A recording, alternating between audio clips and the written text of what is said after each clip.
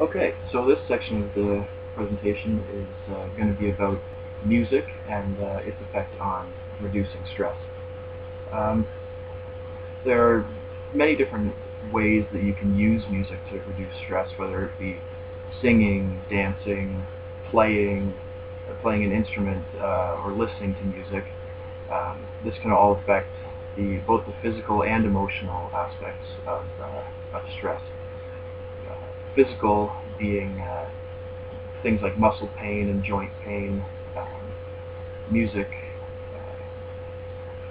specifically didgeridoo healing, which we're going to get into a little later on, uses low frequency sound waves to penetrate muscle tissue and to penetrate into joints and relieve pain, much like ultrasound therapy would do if you went to your doctor and had this done, or at a physiotherapist. It can also relieve the mental aspects of stress, depression, sadness, withdrawal, things like that. It works on mental disorders, people with Alzheimer's or autism find a way to express themselves through music when they can't find a way to express themselves verbally or in written form. This information can be found at musictherapy.org,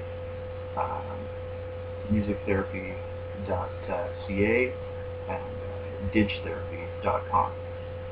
So the official definition of didgeridoo healing, this comes from the Canadian Association of Music Therapists, is music therapy is the skillful use of music and musical elements to promote, maintain, and restore mental, physical, emotional, and spiritual health. So these are some of the elements of overall wellness that we spoke of earlier in the course. And again, it can strengthen interactions between people, provide self-awareness for an individual, self-expression, like I said before, finding ways to express yourself when you may not have a traditional way to express yourself, and developing yourself as a person. You can really discover yourself through music, and you don't have to really have any musical talent to speak of to participate in music therapy. Music therapy can be as simple as banging on a drum, joining a drum circle and just hitting hand drums, or shaking a maraca, or working a tambourine. Anything that you can make sound and be creative with can be used as music therapy. And actually, music therapy is quite the growing field. University of Windsor has a music therapist program. They have a whole faculty dedicated to using music as a therapeutic aid in reducing stress, alleviating depression, working with people with mental disorders, and also with physical disorders. So the example that I'm going to provide is about didgeridoo healing. Now this is a didgeridoo. It's an Australian instrument. It's pretty much just found as it is. It's a wooden pipe with a hole, and you blow through it, and you make sounds like this.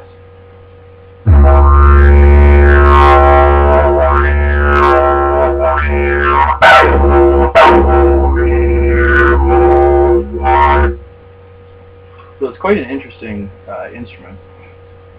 And the way it's used in didgeridoo healing and in stress relief is, like I spoke of before, using low frequency sound waves to penetrate muscle tissue and joints and alleviate physical pain, as well as the sound and the energy that you're passing the player is passing through the didgeridoo helps to relieve the emotional and mental effects of stress.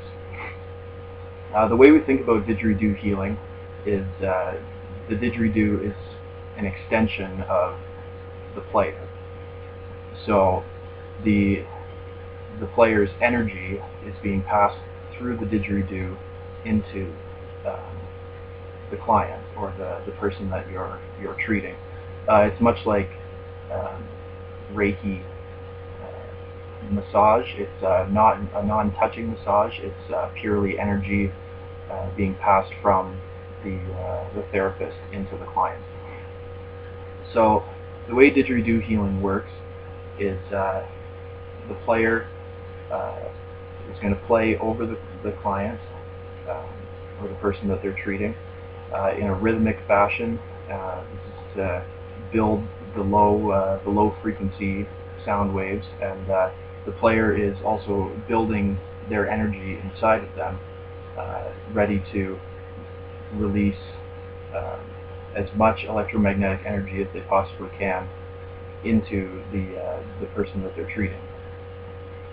So you play in a rhythmic fashion until you've built up energy, and then you release it through the use of overtones, which means you're going to use your voice to make sounds with the didgeridoo. So you're going to hum into the didgeridoo, and that's when the therapist releases all of their built-up energy into the client.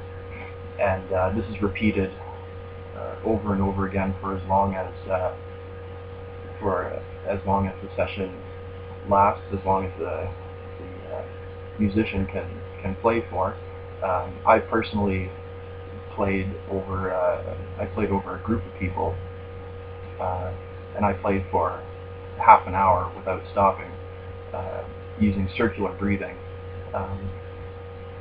and it had an effect on both myself as the player and the group of people that I was playing over. What it does for the player, the person who is playing the didgeridoo, is it with breathing so often, using circular breathing, you're able to clear out stale air, and you get good pulmonary blood flow. You get lots of oxygen into your blood, and it's actually very relaxing for the musician, as well as using the sound waves and the energy that you're passing through your didgeridoo into the person that you're treating.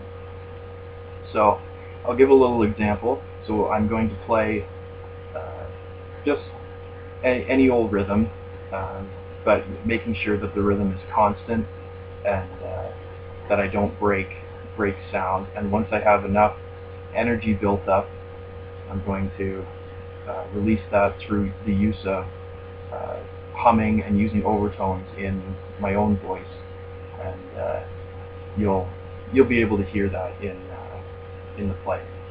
So here we go.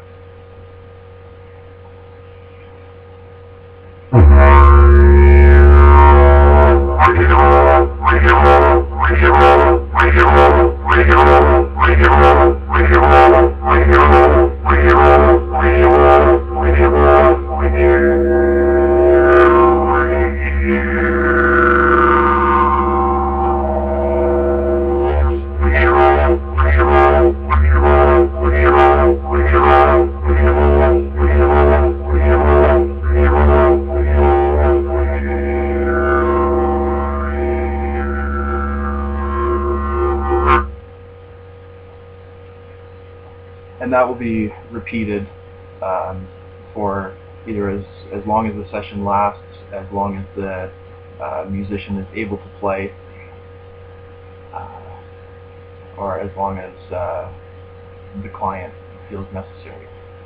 So, in conclusion, music is very good therapy for someone who is stressed, whether it be them actually performing the music, or whether they're just listening to music.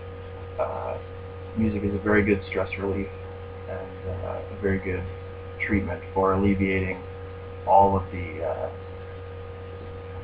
aspects and the symptoms of stress.